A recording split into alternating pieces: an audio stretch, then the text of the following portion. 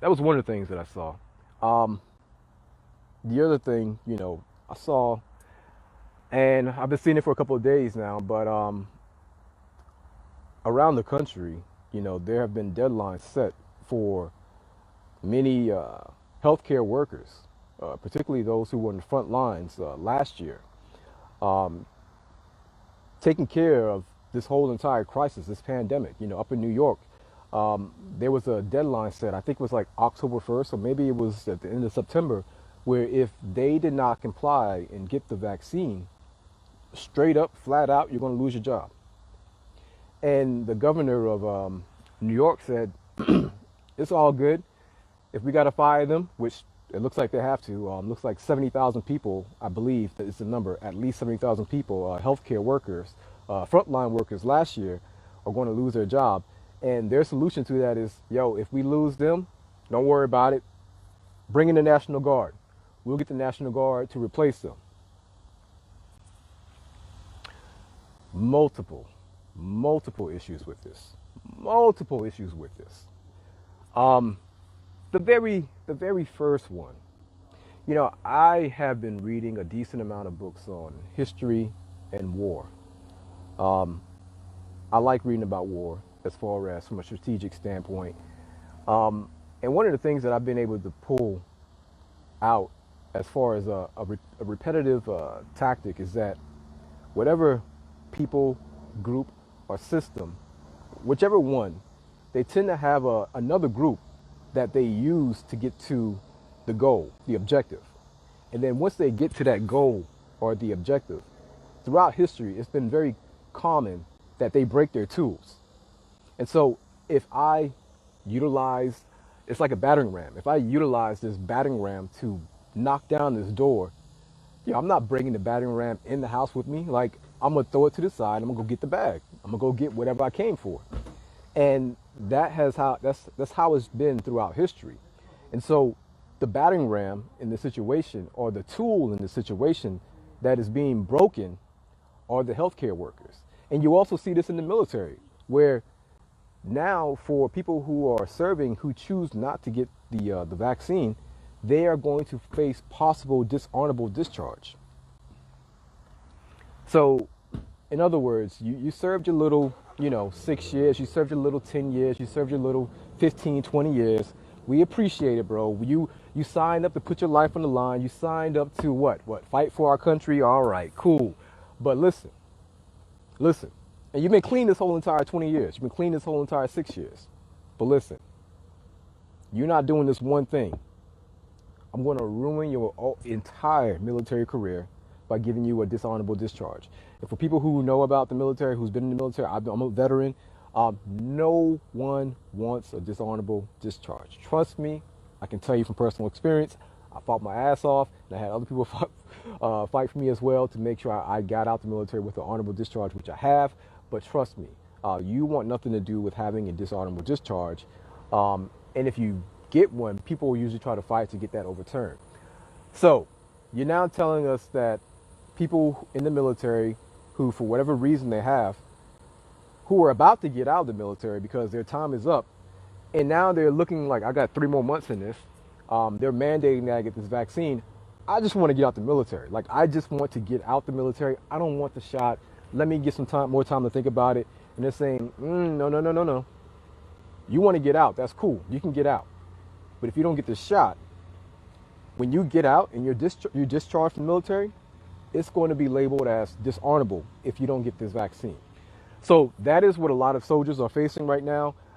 There's a lot of back and forth about, laws trying to be blocked to make sure that this does not happen. But once again, where do you draw the line? Like, when do you say enough is enough? Like, at what point do you say, yo, leave folks alone? Like, after all, it's only the military. Like, it's only the people who are going to go wherever they got to go to fight for this country, in most cases, to do things that many of us just don't have the testicular fortitude to do, or the ovarian fortitude to do. Like, they're only people who are signing up to be used by the government at their disposal to go fight wars, foreign and domestic. And now, because they choose this one time to not get a vaccine, you're like, oh, This article for you. Once again, where do you draw the line? So now, back to the healthcare workers who were frontline in this whole pandemic last year, and they were heroes last year. You remember last year the big hysteria, the outcry, because a lot of these healthcare workers up in the north, I believe in New York was the place, didn't have PPEs, didn't have personal protective equipment. Everybody was crying because they didn't have it and it wasn't getting there to them quick enough. And I agree. Yeah, like we're in the middle of a pandemic. We don't really know much about this virus. Yes, it makes sense to protect yourself because at this time we don't know much about it. And so apparently it was so slow. People were so slow getting the actual PPEs. You had frontline workers going in there with trash bags on, going in there making like little scarves to cover their face and little face shields, like whatever it had to do to go save people, to go tend to people. Those frontline healthcare workers who were heroes last year are now unemployed. So what I ask is, last year when everyone was outraged, right? Because those healthcare workers didn't have PPEs or they didn't have sufficient PPEs. There was a lot of outrage by the people, by the regular citizens, which of course I agree. Get them what they need so they can do their job, because a lot of us don't have what it takes to go do the job. And so since the people who are out there have what it takes to go do the job, let's make sure we fund those people. Let's make sure we equip those people, because once again, you won't go do it, right?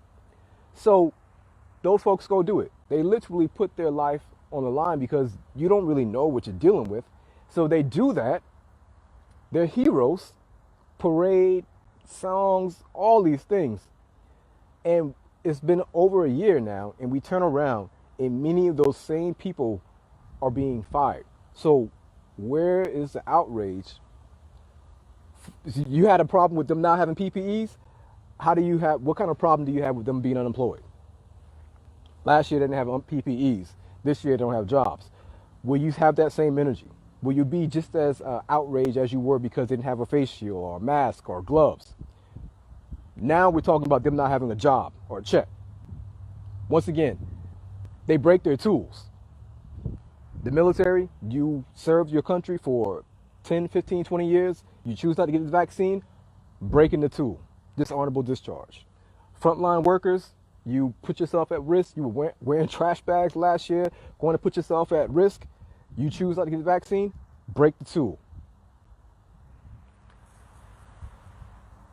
This is going to be one of those things where we look back in time. Maybe it might take 20 years. I hope it doesn't take that long. Maybe 10 years. I don't know. But we're going to look back at this as one of those things where we're like, yo, that was a bad move.